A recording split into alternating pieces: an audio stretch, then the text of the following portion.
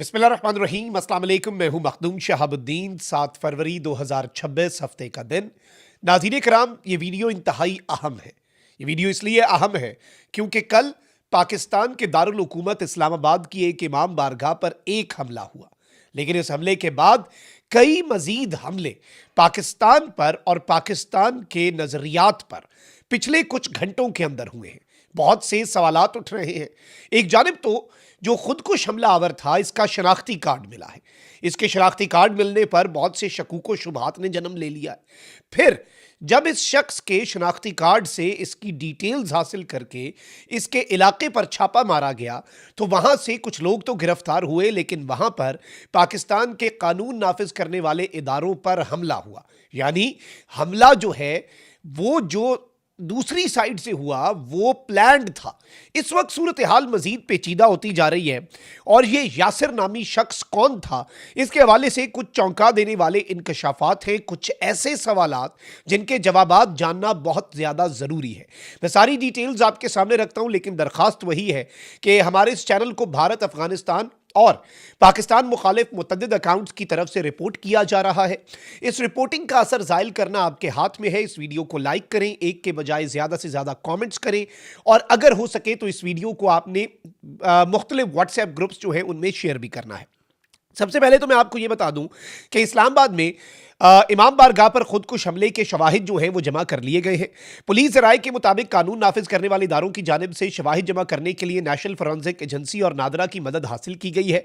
Police राय का कहना है कि खुदकुश हमलावर ने हमले से कबल फायरिंग की। हमलावर ने रास्ते में 2 जबकि मस्जिद व इमाम बारगाह के हॉल में दाखिल होकर मजीद 6 गोलियां चलाईं, जिनके खौल जाए वकुआ से मिल चुके हैं। पुलिस राय के मुताबिक फायरिंग के बाद हमलावर ने मस्जिद के हॉल में जाकर खुदकुश हमला किया और धमाके में 4 किलोग्राम तक बारूदी मवाद इस्तेमाल किया गया, और इस बारूदी मवाद के साथ जो बॉल बेरिंग हैं उनकी मिकदार बहुत ज़्यादा थी, इसलिए तबाही बहुत ज़्यादा हुई।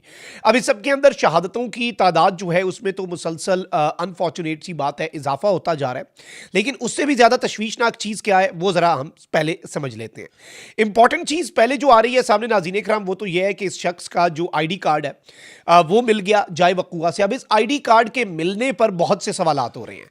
अब ये शख्स जो है ये यासिर खान है और इसके वालिद का नाम बहादुर खान है, और ये इसका एड्रेस जो है वो भी दिया गया। फिर इसके साथ ही साथ ये खुदकुश हमले की ट्रेनिंग और बेसिक वेपन हैंडलिंग जो है उसके लिए ये शख्स जो है ये 5 महीने अफगानिस्तान भी रहा।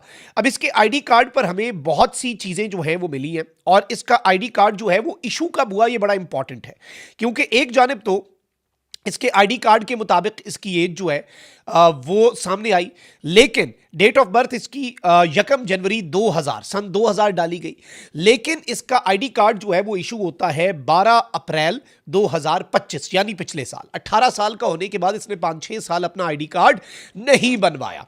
ये चीज़ भी ज़हन में रखिएगा कि ID कार्ड हर 10 साल बाद बनता है, और ID कार्ड जो है जवान आदमी का हर 10 साल की उसकी एक्सपायरी होती है, क्योंकि अगर फेशियल फीचर्स चेंज हो रहे हैं तो वो फिर ID कार्ड ज़रा लेटेस्ट ही रहे।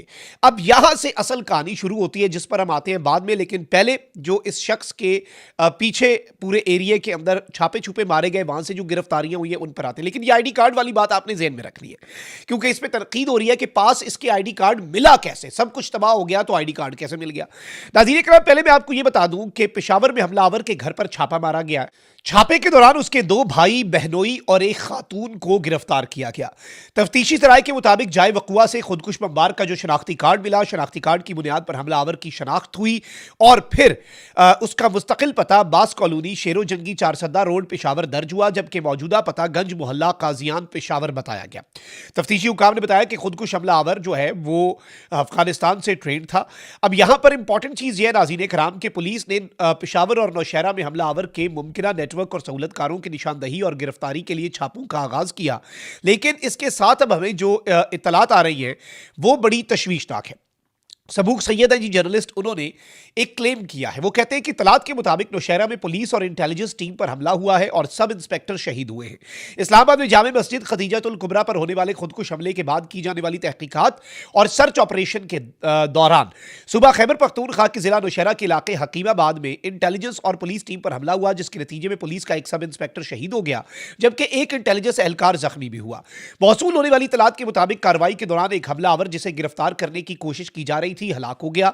मज़कूरा इलाके में फायरिंग का सिलसिला जो है वो जारी रहा और सिक्योरिटी फोर्सेस ने पूरे इलाके को कार्डन ऑफ कर दिया, घेरे में ले लिया। सरकारी जराये के मुताबिक इस्लामाबाद की मस्जिद में जो धमाका करने वाला शख्स है उसके पीछे पूरे नेटवर्क की तलाश के लिए सब कुछ किया जा रहा है। फिर इसमें एक और बड़ी इंपॉर्टेंट चीज है कि एक सवाल हो रहा है, सवाल बड़ा पेचीदा और सवाल बड़ा इंपॉर्टेंट है। सवाल यह है और अवामी बहस और सोशल मीडिया पर हो रहा है कि भाई हमलावर जो है उसका आईडी कार्ड कैसे मिल गया और हमलावर ने अपना जो आईडी कार्ड है वो अपनी जेब में क्यों रखा। यूजुअली दुनिया भर में जब जब किसी दहशतगर्द के पास से उसके आईडी डॉक्यूमेंट्स मिलते हैं तो उसे शक की निगाह से देखा जाता है कि इसके पीछे भी दहशतगर्दों का कोई मकसद है। अब इस शख्स का आईडी कार्ड भी पिछले साल बना, यानी जब से इसने दहशतगर्दी की ट्रेनिंग लेने का फैसला किया इसका आईडी कार्ड उस वक्त बनवाया गया ताकि इसकी तस्वीर लेटेस्ट रहे। यह अप्रैल 2025, एक साल से भी कम अरसा हुआ इसके आईडी कार्ड को बने हुए। तो अब इस शख्स का जो आईडी कार्ड है वो इसकी जेब में होना बहुत से सवालात खड़े करता है और इस मामले के अंदर दहशतगर्दों का इसमें कोई मोटिव हो सकता है।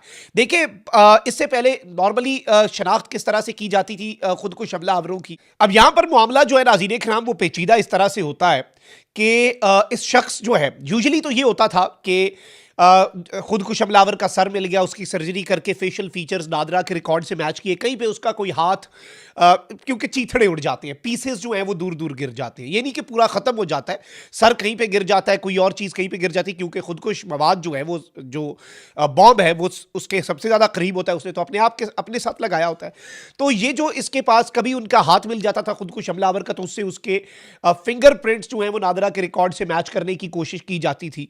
लेकिन अब ये जो शनाख्ती कार्ड है, एक ये याद रखिएगा दुनिया भर के अंदर ये एसओपी है कि जब किसी दहशतगर्द के पास शनाख्ती कार्ड हो या जब किसी दहशतगर्द के पास अपने आईडी डॉक्यूमेंट्स हो, इवन यूरोप के अंदर जो दहशतगर्दियां हुई मामलात मशकूक बने और इसके पीछे भी दहशतगर्दों का कोई मोटिव सामने आया। लेकिन अब जो दाइश है Islamic state of Khorasan province ISKP, इसने जिम्मेदारी इसकी कबूल की और दावा किया कि हमलावर सैफुल्लाह अंसारी था। ताहम जो आईडी कार्ड मिला है उस पर इसका नाम यासिर है जिसका ताल्लुक पेशावर से है। तफ्तीशी पेशरफ्त के मुताबिक इस वक्त नाज़रीन कराम मुख्तलिफ इसके बहनोई और भाइयों को तो गिरफ्तार कर लिया गया है, लेकिन सबसे इंपॉर्टेंट चीज़ यह है कि ये शख्स जो है हमलावर, ये तफ्तीशी ज़राए बता रहे हैं कि ये अपने बहनोई से मुसलसल राब्ते में था और ये कार्रवाई शायद किसी एक फ़र्द की नहीं थी, ये बात अब एस्टैब्लिश हो चुकी है बल्कि एक सहूलतकारी के ढांचे का नतीजा थी।